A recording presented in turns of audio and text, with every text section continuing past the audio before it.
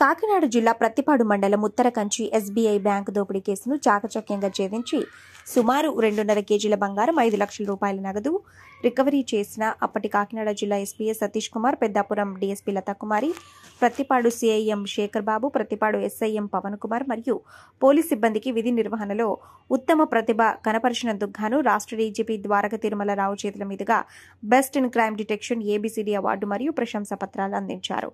ఈ అవార్డు కోసం రాష్ట్రం మొత్తం మీద క్రైమ్ విభాగం నుండి 27 ఉత్తమ కేసులకు సంబంధించి నామినేట్ చేయగా పలు బృందాలతో 3 రాష్ట్రాల్లో గాలింపు చర్యలు చేపట్టి ఉత్తరకంచి ఎస్బీఐ బ్యాంకు దోపిడీ కేసును ఛేదించారు. పోలీసు అధికారులకి అవార్డు, ప్రశంసా పత్రాలు అందించారు.